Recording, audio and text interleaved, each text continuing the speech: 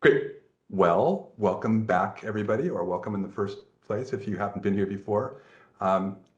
It's a pleasure for me to introduce our speaker today, who's Deborah Widiss, comes to us from Indiana University School of Law, where she's the Associate Dean for Faculty Affairs and also a law professor. She's a well-known scholar of employment discrimination and employment law, but she's coming here with a different hat on today. This is her first, as she tells me, her first insurance project. But she does have strong sort of genealogical connections to the topic because her father was the late Alan Widiss, who is known to many of you, at least by reputation, as one of the country's leading insurance law scholars. So I'd just like to ask you to join me in welcoming her back into the fold of people talking about insurance. We are going to do the usual drill, which is she will speak for 30 to 40 minutes. She says she'll take the questions afterwards, if that's okay with you. And then just raise your hand or send me a chat if you want to get in the queue.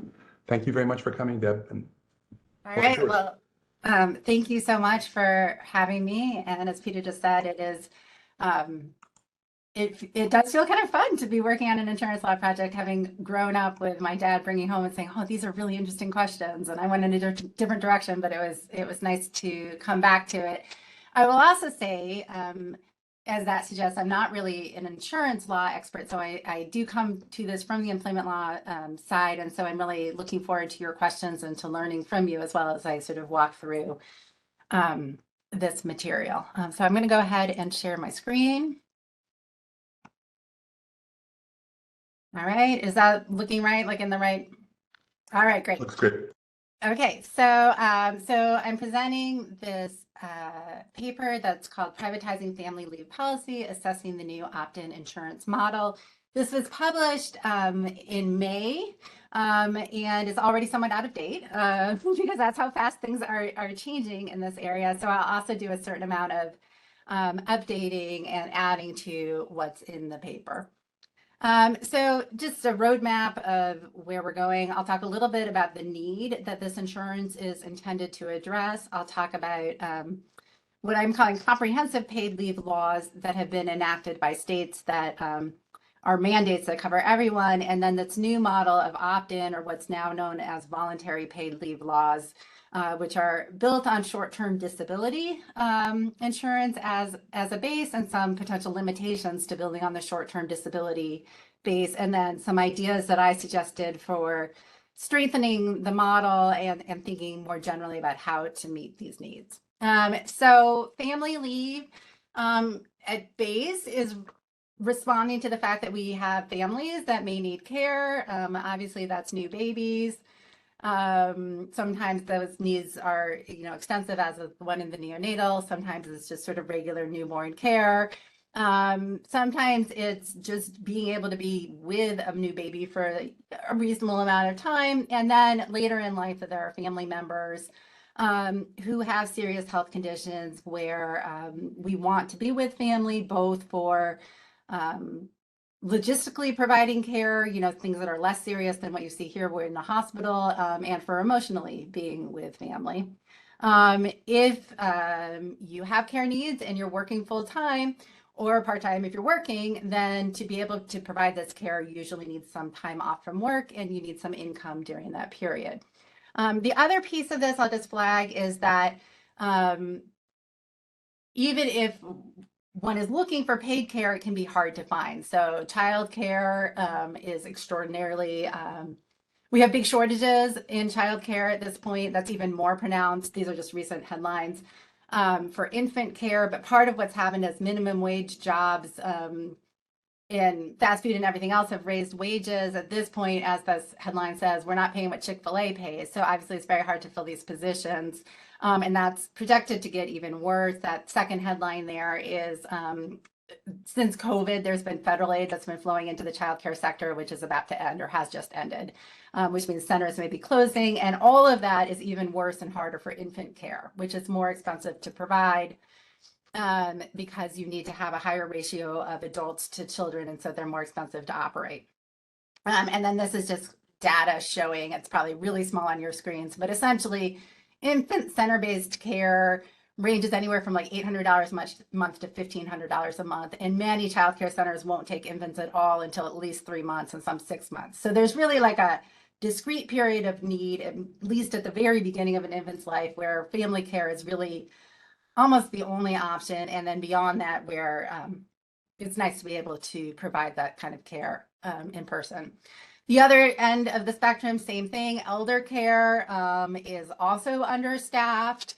And there's a series of headlines highlighting, limitations in elder care and home health care. And so again, you see a lot of family caregivers meeting those needs or wanting to meet those needs. Most of the rest of the world handles these issues by enacting social insurance policies or just paying out of the general tax-based revenue for new parents to be able to take an extended period of time off from work. So you've probably seen headlines about how the US is an outlier. It's one of the very, very few countries in the world and the only developed country that does not guarantee paid leave, at least to mothers. And most of the OECD developed countries now guarantee a pretty sizable amount of paid leave to mothers and to fathers, and then a period of parental leave that can be shared between parents. So the OECD average at this point is about 60 weeks per family. So that's a full year of leave, not necessarily at 100% income replacement, but a pretty high income replacement for at least a significant period of that. So just hold that in your head. Most of the rest of the world guarantees this. Other developed countries are guaranteeing a year of paid leave for new parents. The US is guaranteeing nothing. That's us. When you think about caregiving for sick parents or other family care needs, this headline is just referencing sick parents, but this kind of leave, which is usually known as care leave, often covers other family members too. It's not as prevalent around the world, but it is gaining prevalence. And you see on this, most countries that do guarantee it are providing somewhere between 2 and 6 weeks of paid leave per year for care of family members after that infant stage. In the US, by contrast, our federal law on point is the Federal Family and Medical Leave Act, passed in 1993, which provides up to 12 weeks of unpaid leave for bonding with a new child, for time you have to take off work for your own serious health condition, time you're taking off to care for a family member with a serious health condition. And as I said, the FMLA was passed in 1993. It's a very narrow definition of family, so you can only take that time to care for a spouse, a non-adult child, or an adult child with certain disabilities, or a parent. And then you can also take time off for certain military-related needs. The other issue with the FMLA is it doesn't cover all employers, so it only applies if employers have at least 50 employees. It only applies to employees who have worked at least for 1 year and 1,250 hours, about 25 hours a week, for that employer in the past year. And collectively, those limitations exclude 44% of the private workforce. So almost half of the private workforce is not even covered by the FMLA. It disproportionately excludes low-wage workers, women, and people of color. That's because they tend to work for smaller employers. They're more likely to be working part-time, potentially multiple part-time jobs, adding up to full-time hours, but not enough hours at any one employer. And they tend to change jobs, like there's higher levels of turnover. So they're less likely to be able to hit the 1 year duration. And then even if you are covered, lots of people who are covered can't afford to take the full amount of FMLA leave that they would be eligible for because it is unpaid. I'll flag one other new federal law that has relevance here, which is the Pregnant Workers Fairness Act, which was passed in December of last year, went into effect in June. And it requires reasonable accommodations for pregnancy, childbirth, and related medical conditions unless it imposes an undue hardship on the employer.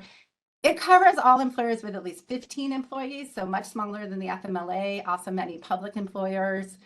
Right now, the EEOC, the federal agency that does employment discrimination law, has regulations out for comment. The final rule is going to be promulgated in December.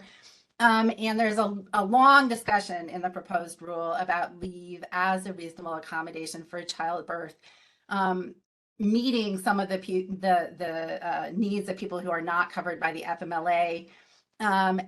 Possibly it will provide more flexibility in using accrued paid time off. So if you have sick days or vacation days or personal days, that you could use those to cover a parental leave. Otherwise, it is likely to be unpaid as well. But it is a sort of new law in this area that will, again, at least make it easier to get unpaid time off. Now, the problem is, as I suggested, unpaid leave is insufficient for many workers. And that's because more than 60% of consumers live paycheck to paycheck, and 80% of those earning less than 50,000 live paycheck to paycheck. It's not usually that people are being irresponsible. It's that if you look at average median pay, which is a little under $5,000 before taxes, median rent, even for a one bedroom in this country, is now $1,500. Average food costs are $690 a month. Right there, rent and food, that's a big portion of a paycheck for many workers. Both have gone up with inflation. Childcare, as I mentioned, is extraordinarily expensive. So if you have other kids, you're usually paying already a lot out in childcare. And so what all that means is if there is no paid leave, new mothers take on average 3 weeks off. That's a little dated. It might be longer now, but it's a very short amount of time. Fathers on average are taking a week off, usually using sick days. So we have new parents in this country are taking extraordinarily short amounts of time off with new babies, and then relying on some network of trading off between parents and extended family and some ad hoc babysitting, whatever, to try to provide care. Employer, if you look at what employers are doing on their own as discretionary benefits, about a quarter of all civilian workers now have paid family leave as a discretionary benefit from their employer. You can kind of read through the breakdown, but essentially low-wage workers are much less likely to have it than higher paid workers. But even the highest paid of workers, less than half, get paid family leave from their employer. So this is one place where nobody is getting very much from their employers. That said, I've been working on this issue now for several years, and that's quite a bit higher than it used to be. So it is trending up. Partly because of the state laws I'm going to be talking to, I think have moved the private marketplace some. A lot of civilian workers do have unpaid family leave as an employee benefit. That is, if you look at their employment policies, there is an unpaid leave right. That's because the FMLA sets sort of a soft norm that employers covered, even if they're not required by the FMLA. And also there's some state laws that require it that reach smaller employers. And then looking at employer provided benefits, 41% of workers have short-term disability benefits as part of their package of employee benefits. The employer typically picks up the full cost of that, meaning virtually all employees who are offered it accept it, take up those benefits. And I'll come back to that because that becomes the platform that these voluntary new programs covering family leave are built on. Before this wave of new family leave insurance, where companies offered paid maternity leave in particular, it often was funded actually by a short-term disability policy, because under a short-term disability policy, a birth mom can receive time off for the medical needs related to pregnancy and childbirth. So it's usually 6 to 8 weeks of sort of medical recovery from childbirth. And so a lot of companies, their paid maternity leave policy is really a short-term disability policy, though it's colloquially often referred to as maternity leave. And sometimes they will top up to provide full salary replacement during that time. Otherwise, short-term disability benefits tend to be only a portion of salary. You could see that, hear all that, and think, oh, that's stingy on an employer's part, but it's not necessarily. And the challenge is that for employers, many employers in this country are quite small, so the majority actually have fewer than 5 employees, and the vast majority have fewer than 50 employees. And so from an employer's perspective, providing an extended paid parental leave is pretty expensive.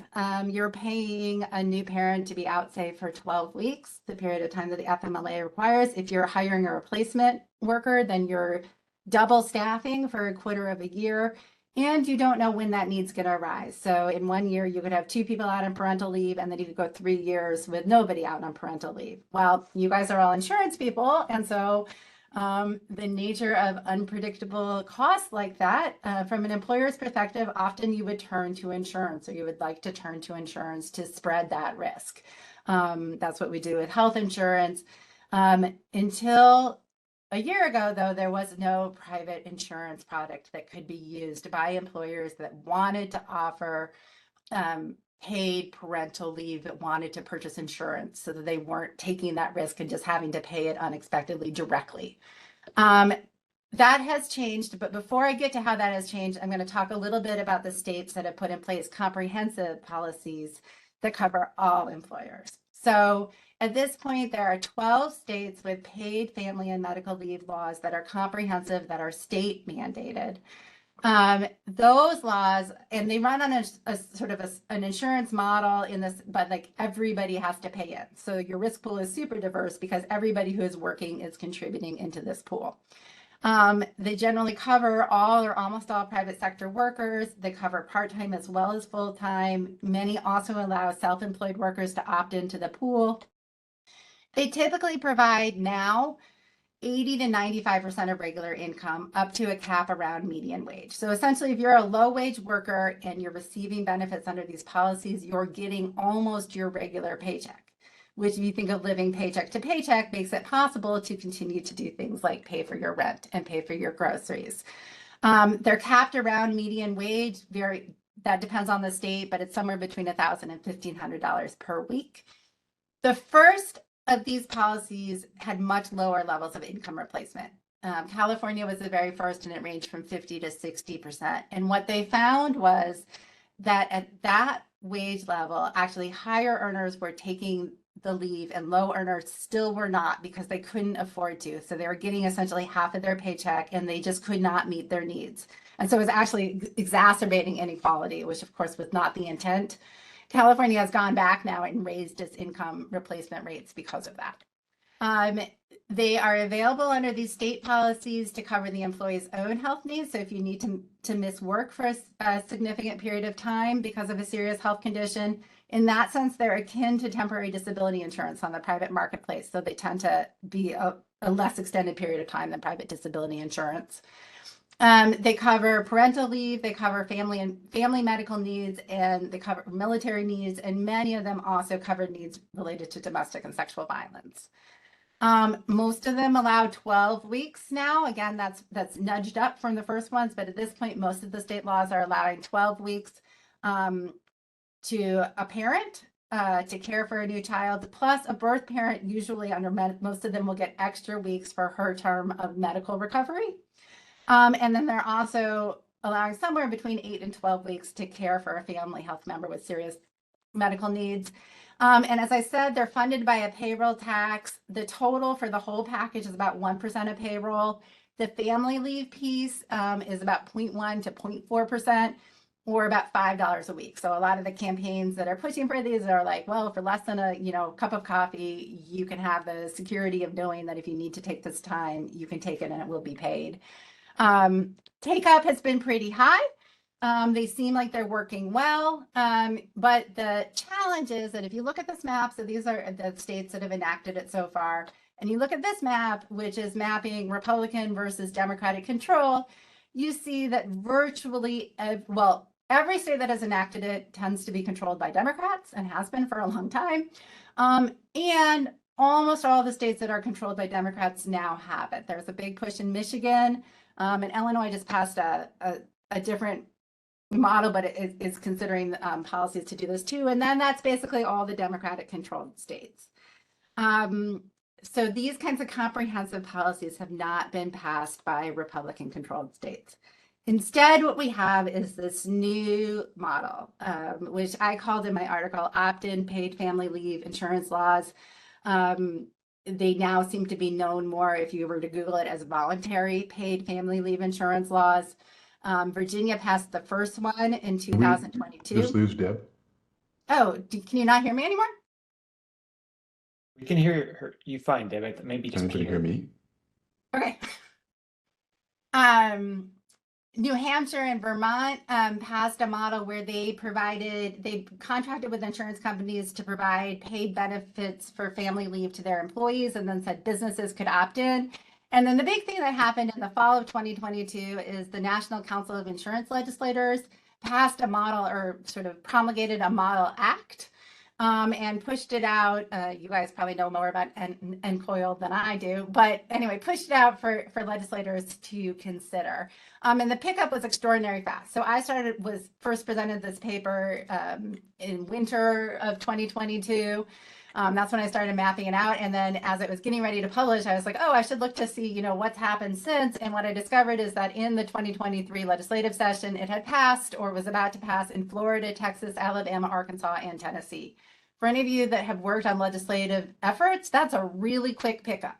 And I anticipate that in 2024, you will see many more states considering this model and likely passing it. Most of them have been passed unanimously. So it's really meeting a need for sure, but I don't think it's meeting the need nearly as well as the comprehensive leave laws do. And so I think the danger is that this saps energy for trying to push a comprehensive leave law, even as it is making a difference where there is pickup and where employers start to provide it. So let me sort of talk what these policies look like. They're obviously very new. There's not a lot of actual policies yet. But what the Model Act does is authorize a new line of commercial insurance. They suggest that it can be offered by disability insurers, and I think that's mostly who will do it. It needs to provide a percentage or portion of income loss, not full salary replacement. The Model Act suggests that it would be available for employees who need to take time off work to care for a new child, a family member with a serious health condition, military service. So in other words, mostly like the FMLA, but with a little bit of language in there suggesting it might make sense to adopt a more flexible definition of family. As I said, it's anticipated to be a rider to a group disability insurance policy, or it could be a separate group insurance policy purchased by employers on behalf of their workers. The suggested minimum amount of time is 2 weeks, which if you think about family care needs as well as many, is just very, very short. So that is a big limitation. The Model Act also suggests limitations when more than one person seeks family leave to care for the same person. In the family leave, new parents, since there's been a lot of ways in the US we've tried to use policy to encourage dads to take leave, this is kind of going the opposite way because you couldn't have both parents out at least at the same time. And then premiums that anticipates will be set in accordance with disability insurance law. So it's definitely the anticipation is that these will be built on short-term disability private policies. There's some problems with that as the building block for this kind of new policy. First off, we've had short-term disability as a voluntary product forever, or at least for a very long time. Pickup has not been super high. That is, employers can offer it, but when they're looking at all the different benefits they might offer, only about 41% of civilian workers receive short-term disability as an employment benefit. Again, that's lower for low-wage workers. It's also way lower for part-time workers. Just like most discretionary employee benefits are way lower for part-time workers. Small businesses are less likely to offer it than big businesses, but where small businesses do offer it, they almost all commercially insure. And that's because it lets them manage the risk and not bear the risk that they're going to have to pay it all out of their, sort of regular budget. With bigger businesses, more of them will self-insure. And then the really big problem, I think, with building on the short-term disability frame is that the income replacement rate for most short-term disability policies is between 50 and 60% of income. And most plans have a cap, and the median cap is $600. For short-term disability, that's not great, but the premise of short-term disability is a worker who is unable to work because of medical needs. So in that context, you're either earning something or you're earning nothing, and something is better than nothing, even if it's not enough. When it comes to caregiving and really making it possible for people to take this time off to provide care, the calculation is different. And so we know from California and some other countries that when the replacement rate is low, pickup is way lower, and particularly pickup by new dads is almost non-existent when you have low replacement rates. Median length of coverage for short-term disability is up to 26 weeks where you can show medical need. It's not clear how that's going to translate to family care needs where there's not kind of medical need in that same certifiable way. So what could make it better, since it seems like these laws are going to happen and they do meet a need? One thing would be, thinking about what can encourage employers to actually choose to offer this, especially for low-wage workers. Tax credits are the obvious answer there, and there are states that have experimented with various tax credits trying to encourage employers to provide this. And I'll just say that employers, there's a whole business case for paid family leave and the idea that you can reduce turnover, and that makes sense, but it is pretty clear that the private market on its own has not been doing this fully. So I don't know how far tax credits can or can't get in encouraging pickup. I think that it'd be great if states went beyond that 2-week minimum and really, said, if you're going to offer this product, it really needs to be 6 weeks, 8 weeks, something that provides a significant period of time to do this kind of caregiving. And ideally also that would provide time for both parents to bond, was the term that's used, with the new child, and then separate period of medical leave for a birth mom, because otherwise it's not really adding much of anything to existing short-term policies. A more generous income replacement, at least for low-wage workers, is key for the reasons I've already gone through. Coverage for part-time workers, like states could say, if you're going to do this product, you have to make sure that part-time workers, are covered too. They could require a flexible definition of family. So you could provide care for an unmarried partner, which is not covered under the FMLA, for grandparents, for in-laws, for siblings, for a whole group of extended family. Many of the state laws now cover what's known as chosen family. That is people who are not necessarily blood relatives, but for whom you relate to as family, or just use a functional definition like who turns to you for care. So that's been really important in the state comprehensive leave laws, because modern families don't look like the married nuclear family of 2 parents and their shared children. And so making that more flexible has been important. And then there's a whole lot of questions about how these are going to be priced to employers, and some adverse selection issues, which I think may make it work not nearly as well as the comprehensive paid leave policies do, because the comprehensive state policies guarantee that everybody is in the risk pool. So you have a diverse risk pool, and you can't just opt in when you think you're going to claim. With an opt-in voluntary policy, there's the risk within workplaces that employees, especially if they have to contribute to the cost, will only choose to use it as a benefit when they expect that they will need it. And that will mean that then the per person cost is likely to be much higher. And across workplaces, it's foreseeable that workplaces with predominantly female workforces, or older workforces, would probably be more likely to need these benefits. Not clear whether and how the pricing can consider that. I don't even know whether it's a good thing or a bad thing in terms of thinking through like what will spur discrimination or not to allow that, but it's just a lot of potential risks that come with making this an opt-in product as compared to a sort of state social insurance model that everybody is in the pool, because it's not entirely foreseeable when you might need to claim benefits, but it's at least much more foreseeable than many other kinds of insurance risks. And so I understand that could be a big problem to how these play out. We don't know much yet. So this is MetLife, which is tracking it and is happy to is working to be ready to provide these policies. They're tracking both the comprehensive leave policies and the voluntary ones.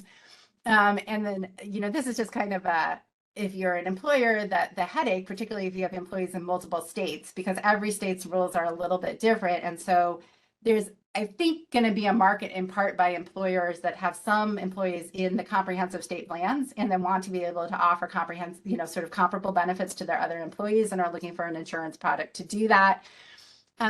So far, Virginia, which was the first state to authorize this is a press release from a few weeks ago. I don't know if it's right, but they say Aflac says it's the first insurance carrier approved to provide it. So we don't know a lot yet about what these policies are going to look like or how much take up there will be. we know a little bit more about New Hampshire, which New Hampshire and Vermont have a somewhat different model. They also enacted in 2022, where they are providing paid family leave to all of their state employees. And then they're saying private businesses in New Hampshire and individuals, you can opt in to our state policy. So that has some benefits. It at least guarantees a relatively diverse risk pool because all the state employees are in it, and that's they have some bargaining strength because it's the state. And here's how they've answered some of those sort of challenging questions. So MetLife is administering it. It's open to employers with a physical location in New Hampshire for New Hampshire-based workers. It's only providing 60% wage replacement. So again, that's likely not going to be enough to really meet the needs of a lot of low wage workers. But it's obviously a lot better than nothing. It's providing up to 6 weeks or 12 weeks. Employers can choose which plan. Individuals, if they're opting in because their employer is not providing it, can only receive the 6-week plan. And they are encouraging pickup because they're providing a tax credit to employers that's covering 50% of the cost. Individuals can purchase it if their employer doesn't. They're subsidizing the cost of that some too. So the individual cost is just $5 a week, which I'll just flag, it's not hugely subsidized because, the state policies don't cost too much more than that. So in terms of the sort of adverse selection problems, the way New Hampshire is handling this, or New Hampshire and MetLife, is an open enrollment for individuals. So you can only sign up, in the month-long window a year, and then there's a 7th month waiting period. So you can't sign up at least when you're imminently going to need it. There's a single unpaid week before premiums are paid. It is allowing what's known as intermittent leave that is really important for certain kinds of health conditions where you might need to not take leave in a big chunk, but instead take it in little bits and pieces. And you can take it as little as a half day. It does adopt a somewhat more flexible definition of family whom you could take leave for. And other insurance providers can apply to the state to also get authorized, but then employers that choose those policies won't get the tax credit. So it's clearly like the deal they've worked out with MetLife to make this attractive to MetLife is also steering people into the MetLife policy. And I'll just sort of close, or almost close, by saying that there are a lot of states. So these are all the states that currently provide paid leave for state employees. So if you're thinking about a model that might get some traction, I think this kind of hybrid approach that New Hampshire is taking is maybe somewhat more attractive than the totally standalone policies that Texas and Florida and such have enacted at this point. But we'll see. It'd be even more attractive if they had a higher level of income replacement. And ultimately, I think part of the challenge for progressive advocates who have been pushing really hard for paid family leave, like true paid family leave, like the comprehensive policies passed by states, is figuring out what to do in terms of thinking about these new products and laws pushing to authorize these new products. And so I've had a lot of conversations. I'm based in Indiana. We're a very red state at this point, with the coalition that was pushing for paid family leave here, trying to figure out what position the coalition is going to take on this kind of opt-in approach, which is definitely going to be introduced here. And I think a lot of advocates that have been working in this space are sort of on a yes and, like, it's hard to argue that it's not doing something. It's clearly meeting a need, but it's not enough. And so, I think the state pool that private employers and individuals can access is a little more attractive. There's proposals to make it possible to advance your child tax credit, which could help make up for some of the shortfall if you're only getting 50% income replacement. You could increase the child tax credit. We did that during COVID. It was really good at alleviating poverty. There's the possibility, again, floated in conservative circles, about borrowing on Social Security. That has some pros and cons, but again, it can at least free up some cash flow to make up the difference between a 50 or 60% income replacement and being able to actually meet your needs. Tax credits to employers to encourage pickup. Better childcare support could do a lot. So part of the difference in the US is also that we provide almost no public support for childcare other than a little bit of a deduction you can take on your taxes. Most other countries provide a lot more support for childcare as well as a public good.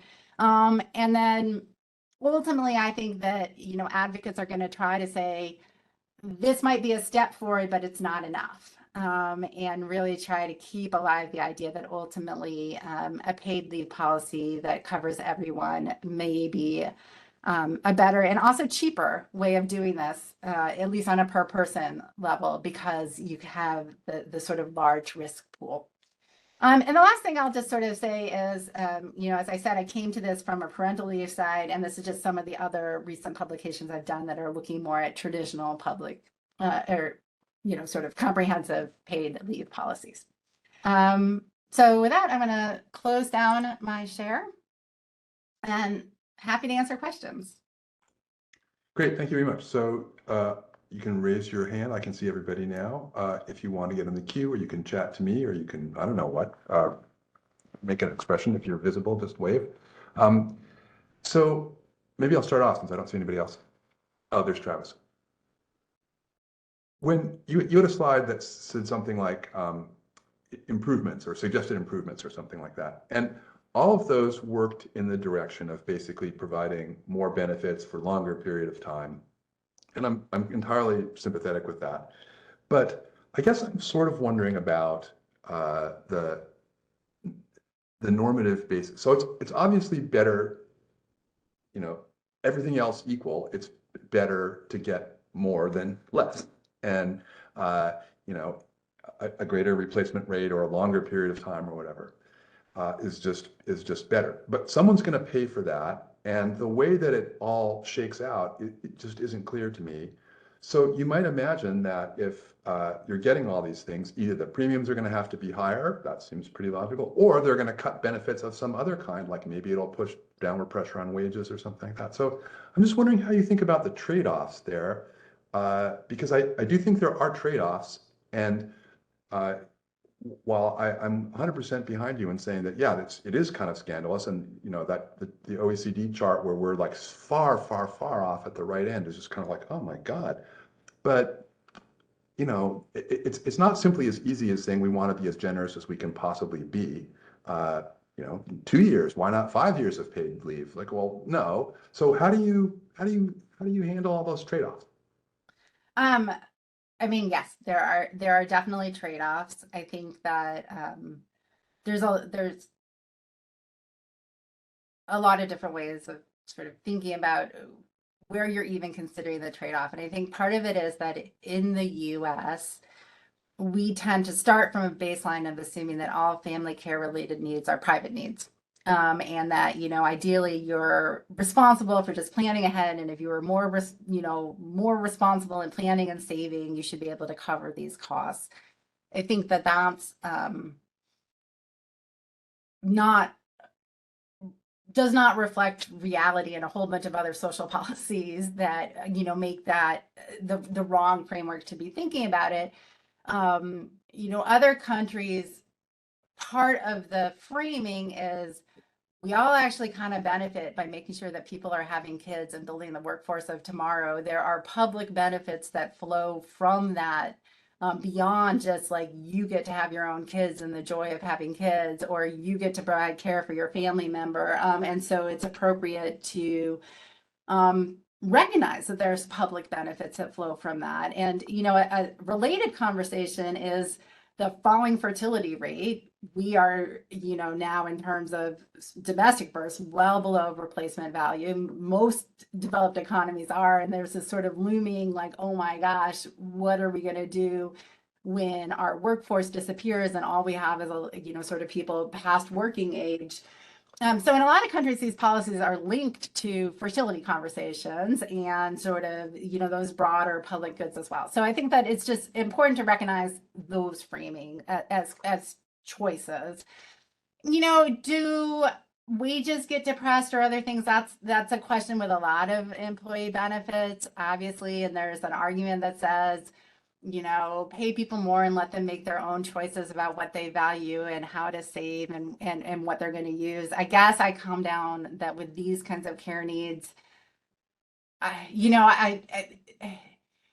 they're not very expensive to operate if you have a big enough risk pool is part of it. So, 1% of payroll is pretty cheap, really, for I think, sort of significant benefits that come from it.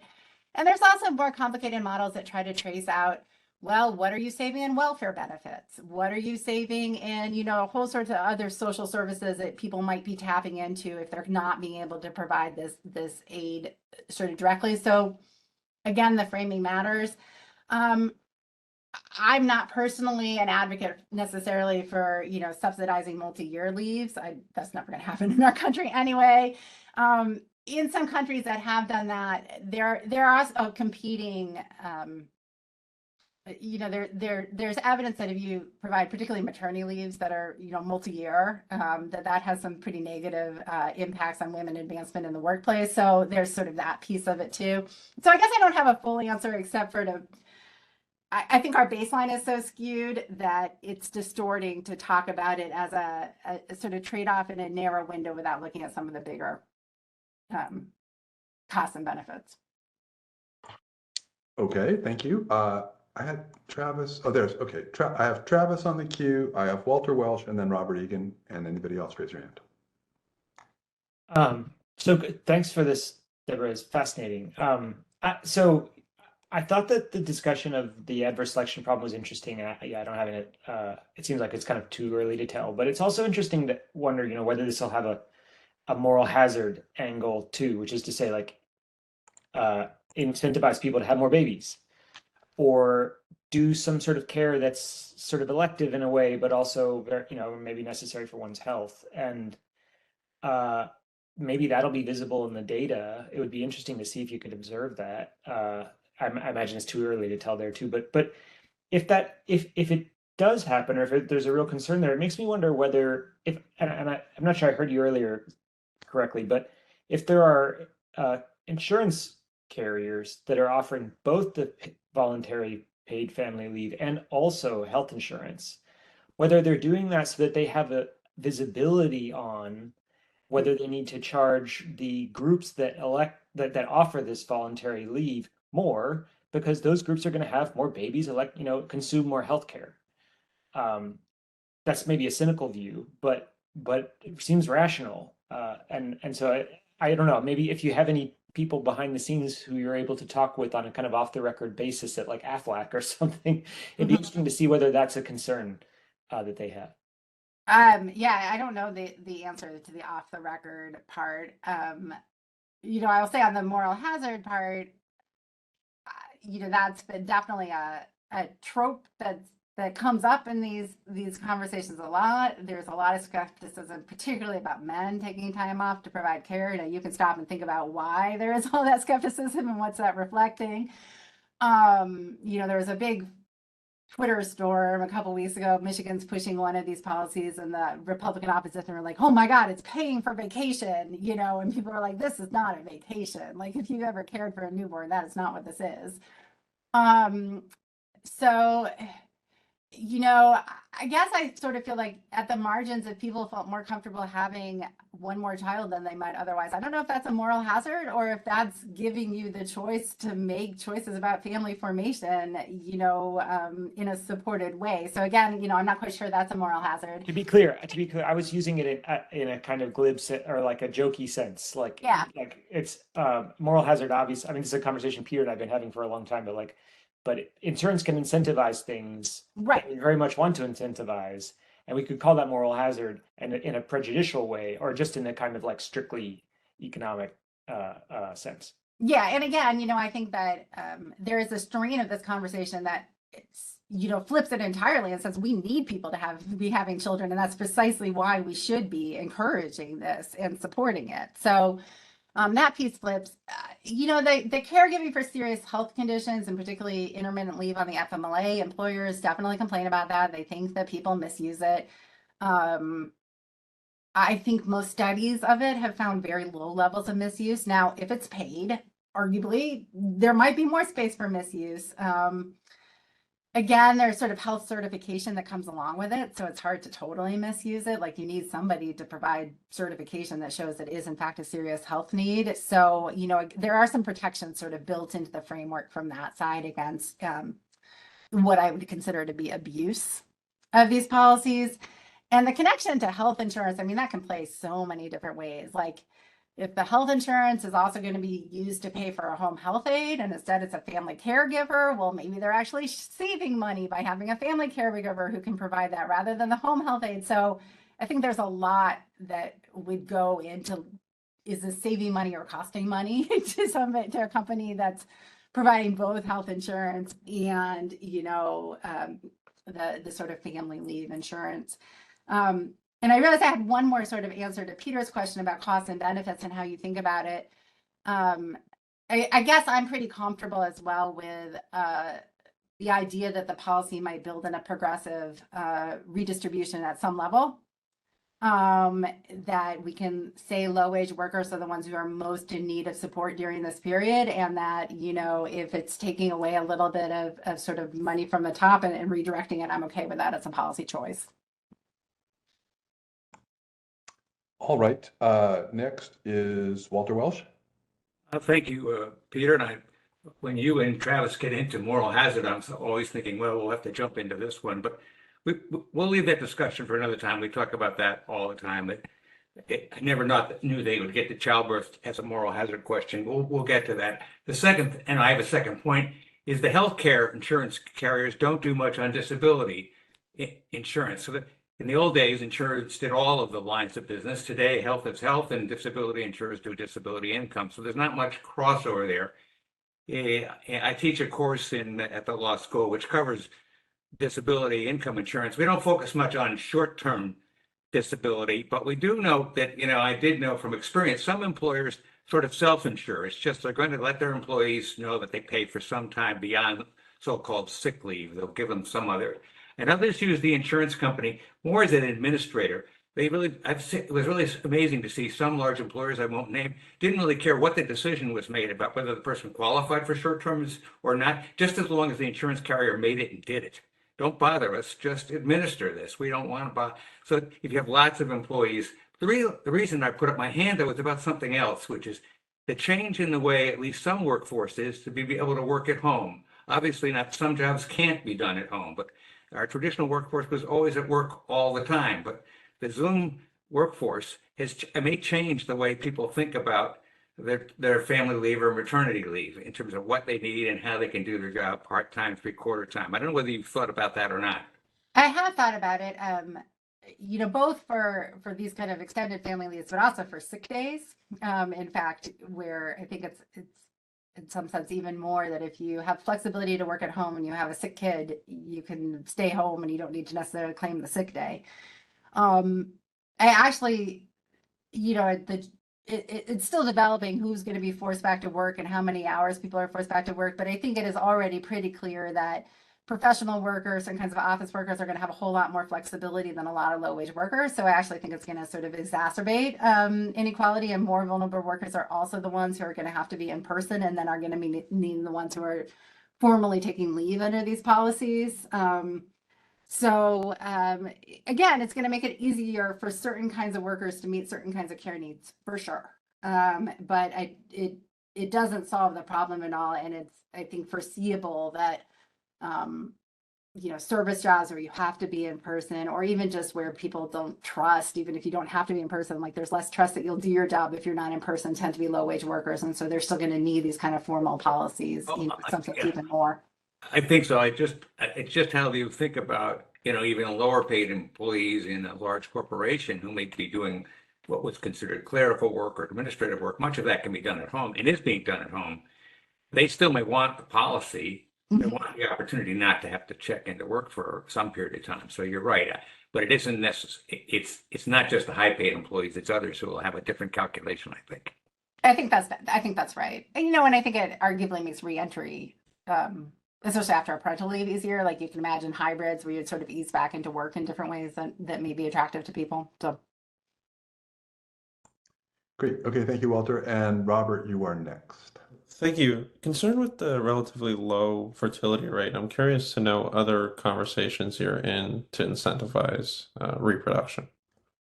Um, I don't think in the US there has been much. It's partly because our fertility rate is propped up by immigrants, um, at least for a generation, but though that tends to peter off.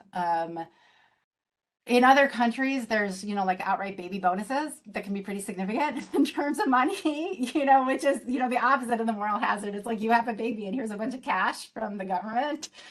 Um, there's, like weird things like, I think like someplace you got a TV. I mean, like all kinds of things to try to incentivize like having kids. And I guess I will say, I don't think paid leave is the full answer at all, because that OECD chart, a lot of countries have pretty generous paid leave policies and they still have very low fertility rates. So that's definitely not a full answer.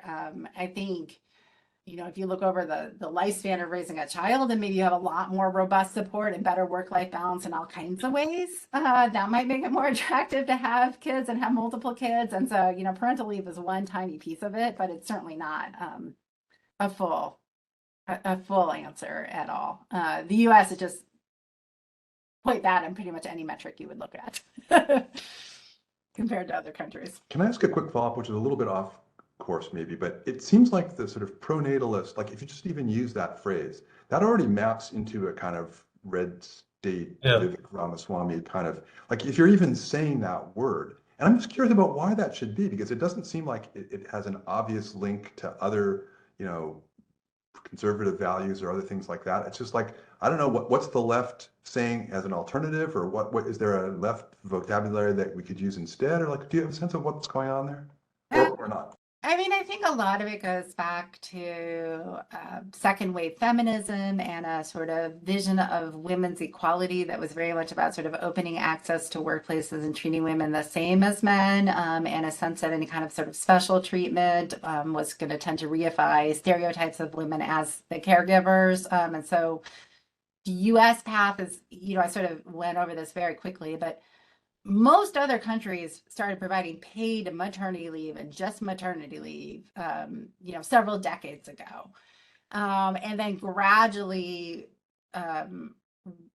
brought in paid paternity leave, typically much shorter than paid maternity leave. And then there was a trend to like sort of equalize that and try to encourage more dads to take leave. So the whole sort of path is really different and basically every other country in the world than the US, because we had a very conscious choice with the FMLA to provide it to both parents. I'm talking here in gender binaries. This was the thinking at the time of the FMLA, to encourage fathers to take leave. That was the idea. With unpaid FMLA leave, there never was much pickup. But with the paid policies, there actually has been. So the rates of men taking paid leave and sort of coinciding with shifts in norms around masculinity and millennials' interests and such, men are much more likely to take leave now under some of these state policies. But I think that's part of why there's such a like discomfort on the left with sort of a pronatalist policy. It's sort of going back to a very different understanding of equality and sex discrimination issues in this country than how many countries approached it. A lot of other countries sort of said sex equality means providing more support for women around pregnancy and childbirth, because biologically that is a difference. And so we should provide that support more robustly. And that is about providing equal opportunity to men and women. That's just not the framework that has ever been used in the US. Sort of connected to that and sort of going back to the question about encouraging fertility, all of these policies are linked to work, so it's income replacement for people who are in the workforce. There are other countries where, and we have the child tax credit, which isn't, well, it sort of is because it's on earned income. There are other countries where you just get money from the government when you have a child, completely disconnected from whether or not you're connected to the workforce. So there's a sort of, when you think about what sort of appeals to Republican lawmakers, some of them land on both sides of that. Like there are some that feel really strongly all these benefits should not be tied to work because they actually want to encourage kind of more traditional gender roles and make it easier for women to stay home with children. So they think that these benefits should be available and not tied to work. But then that's kind of in tension with the other Republican rhetoric, which is all about any kind of state benefits have to be tied to work because we're worried otherwise that people will take advantage of them essentially. So both of those strains have some traction, which is part of what makes it an interesting policy area too. Thanks. That was very helpful and interesting. Aisha is next. Hi, yes. So you made a few mentions about like the risk pool and looking into the risk pool and basically how to mitigate things that might potentially be problematic. And I was wondering if any of your research pulled out information regarding employers who might have a higher percentage of Black female employees because Black women disproportionately experience, you know, prenatal and postnatal complications with birth. And so they might require more time away from work. And I was just wondering if you saw any of that and how that may or may not impact the risk pool. That's a great question. I don't know of any data on that specifically. I feel like most of what I've seen has more to do with kind of wage bands and that correlate with race, and you tend to see people of color sort of in lower parts of the wage band, and so that kind of take on it, but not specifically tying it back to Black women and maternal health needs. So I can't think of anything I've seen specifically on that. I will say sort of separately, the Pregnant Workers Fairness Act, which I mentioned, which is this new law that requires accommodations during pregnancy and for childbirth, which can be used for leave. But one of the big pushes for that is better accommodations during pregnancy to handle various risks associated with pregnancy for workers and access to medical appointments. And there, the sort of differential on the basis of race in terms of those kinds of conditions was a big part of the PWFWA push. And some of the sort of civil rights groups were very active in raising awareness of that. And so that sort of became, one of the parts of the reasons why people were saying we really need this Pregnant Workers Fairness Act and part of what it will do. So that in that context, it was very visible. Thank you.